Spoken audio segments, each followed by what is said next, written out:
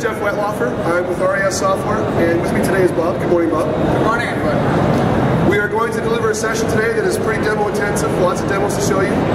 And it's going to be focused around delivering IT as a service for what we call the dynamic desktop. So we've got a couple slides. We're going to set some positioning and some background, and then we're going to go into some demos. So let's get into it. We've got a half hour for you. Okay, so let's talk a little bit about some background and context about how we've arrived at this concept of the hybrid desktop and the dynamic desktop. It is obvious right now that there are some influential trends like the consumerization of IT. The consumerization of IT is where we are experiencing user preferences defining IT strategy. These are users who are working in new ways, in new locations, on the devices they want to use, using the hardware they prefer. This trend, this strategy is changing how IT has to think about managing their users. A major part of consumerization of IT is also the concept of mobility. Today's generation of workforce are working in new places and new locations, using different types of connections on different types of hardware. This also creates a strain on managing their security and compliance. We also have a trending concern around profile management. For about a decade now, we've had a challenge to manage profiles, and that's increasing across different architectures, different platforms, different operating systems, as well as different application versions. In addition to all of this, we are compounding this with concerns around increasing security challenges, more challenges and concerns about regulatory enforcement and the reporting of that, and these are compounded by people using their own hardware, working in new locations. And then finally, this concept is summarized as something called user environment management. This is not just a profile, but this is applications, this is different types of hardware and different types of location and working scenarios. So these trends bring us to a conversation about how to manage these people, how to manage their work styles. And for a long time, classic management technology has been very effective. But classic management technology today, that you can see listed over here, doesn't have the understandings of context. It doesn't have the abilities to rapidly flip and change its awareness of somebody's context. And when we talk about the term context, we're using several types of formats of defining that term. This could be location. This could be time of day. This could be whether I'm on a certain IP network or not. This could be my Active Directory relationships or some other identity repository. But the concepts of context from a user's perspective are rapidly changing every day. They can be different floors in a building, they can be different pieces of hardware. And the example we had a conversation about yesterday, think about a doctor or nurse walking through the hallways of a hospital. Their context changes every 3 feet. They're swiping their card, they're accessing different patient data, let alone going to different hospitals or working from home. So the challenges around these classic management technologies are that they don't have these understandings of, or the abilities to flip between these context scenarios. They're also complicated, they're infrastructure heavy, and they're not designed to manage these new types of devices. In addition to that, they don't translate across use cases. So if I have a classic laptop, a formal machine like this one we have here, and I'm logging into that on a daily basis, that's my primary machine, we know that from login data. When I go and log into a hosted virtual desktop or some kind of presentation experience, does this technology have the ability to flip and understand that I'm now in a virtual desktop? We will challenge that question today to be that without certain elements of capabilities aligned to it, it doesn't have that understanding. Context awareness, I've touched on that, but the final point I'll make is we want to put the user at the center of the universe for IT.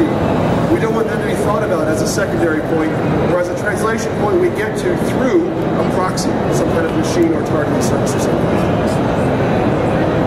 So when we think about at RAS Software about this concept of IT as a service, we are truly trying to think about the user as the center of the universe. And we are wrapping everything around the user's experience and the user's current context. What that means is they might have an application requirement that touches some data. That might be something we trust and align with them to do inside of the corporate environment. But if they travel home, or they're on a public Wi-Fi, or somewhere we don't know their baseline location-wise, we don't necessarily want them to always have the same levels of access or security abilities. In addition to that, there might be different forms of applications we want to provide to them based on that context changing. The concept, though, is very simple. Delivering them a service, and that service is a workspace. That workspace is mobile across different scenarios, different types of context, and even different types of delivery and hardware that is targeted. Very simple. We also want to bring to this things like high degrees of automation. So Bob is going to demonstrate for you not only just how we take a workspace we have composed and delivered, but we're going to be able to manage that with high degrees of automation through things like a service catalog that we publish to the user. So let's touch on that concept of automation, and then we're going to jump in and show you some demos. Automation is a huge part of this solution. IT as a service must include high degrees of automation if it's going to be successful. Because many of you guys here, Bob and I have both come from network administration backgrounds. You don't want somebody calling you every 5 minutes. That's typical. We want to reduce that volume. And IT as a service will only succeed if it can truly reduce the costs of operating your IT services. And so to do that, we have to introduce elements of automation. Got some stats up here and some data, but the one I want to call to your attention on the right here is that we can also reduce and improve the consistency of IT service delivery. Gartner suggests that up to 40% of errors happen when the operator has to do some manual or tasks that they're doing with mice or typing in syntax.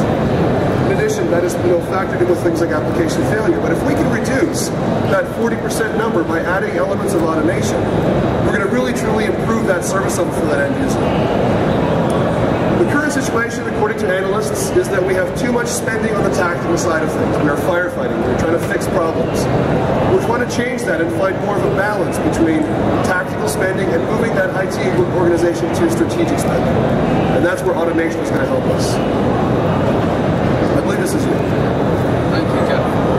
So, important work that we do as IT administrators during the day, can everybody hear me?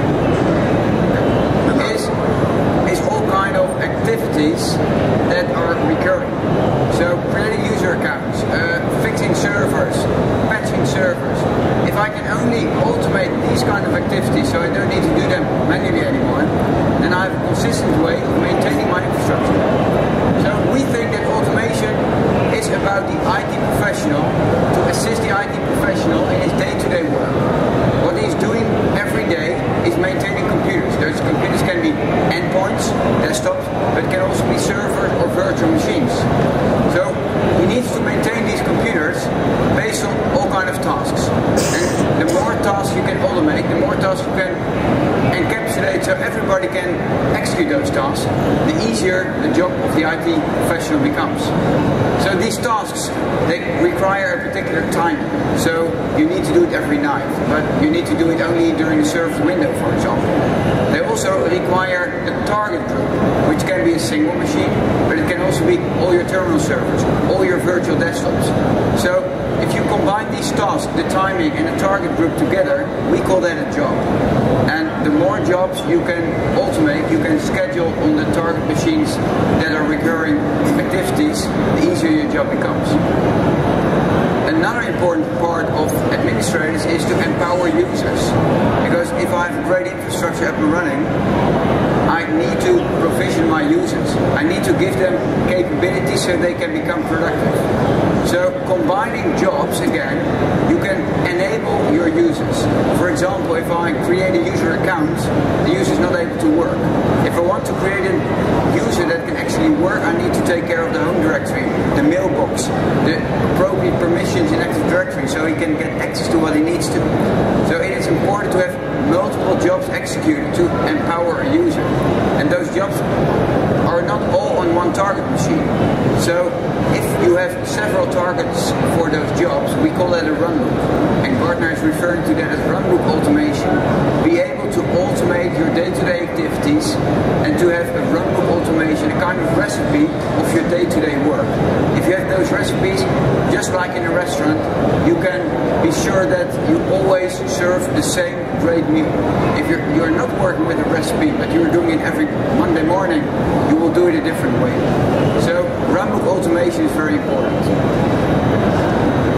Provisioning the users, that's one very large responsibility. And also automating, maintaining, keeping the lights on in your infrastructure, on those endpoints and servers. And that's all about creating productivity for your end users, and that's creating availability of your infrastructure. So what I will show you now is a very simple runbook that will create a user account, that will enable enable the user to work, so I will also create mailboxes, home directories, all the permissions that are required for this user to work. And the way I do it is I initiate a runbook and I only enter the parameters that are required to do this. By having this runbook in place, my help desk, my unskilled help desk personnel can do the same activity as I have to do today. That is all about automating what I have to do. And once I'm able to automate those activities, I have more time for important projects to enable to add more functionality in my infrastructure. And today, as Jeff told, unfortunately we are still putting a lot of time into those day-to-day activities, and therefore we cannot do changes to the infrastructure because we are too busy.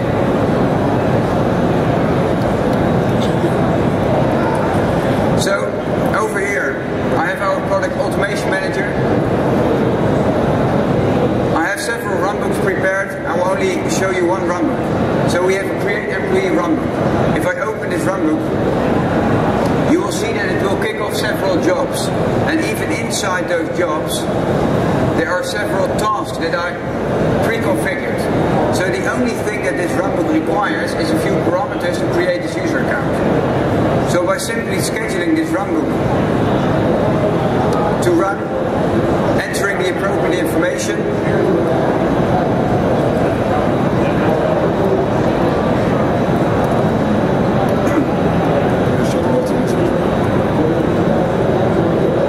I can create his user account without having to script, without having to do anything in my management console for Active Directory, without having to go to my Exchange server or my file server. This runbook will take care of everything. Now I'm creating a single account, but what if I have to create 1,000 accounts? I can just pick a comma-separated file and say, look, use these parameters and create 1,000 accounts. So, because it's automated, doing it once or doing it 1,000 times is just as easy. So,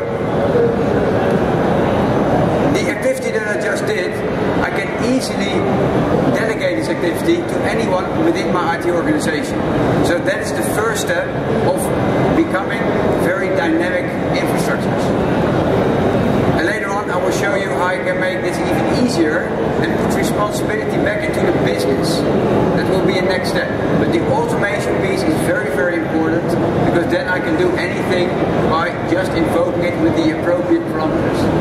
And what Jeff is showing right now is that during the execution of this runbook, you will actually see the progress. So you have a very good insight in what is going on in this particular job that I just scheduled.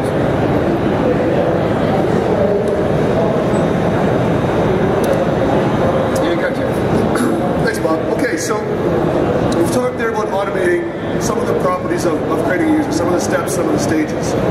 That's just the beginning of a user experience. Really, when we talk about this is getting a user productive on day one.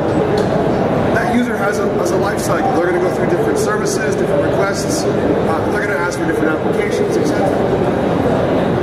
We believe this is all delivered and summarized in something called the personal workspace. We believe that something called the hybrid client, which can be an experience across a different type of collection of hardware. These could be mobile style devices, slates, classic laptops, or even traditional desktops. We can deliver that through what we call dynamic desktop by delivering things like a virtual operating system, like a view-style technology, application services as part of perhaps a thin app style service. And then within that, we have this ability to deliver a context-aware user workspace. The user workspace is made up of elements of all of this.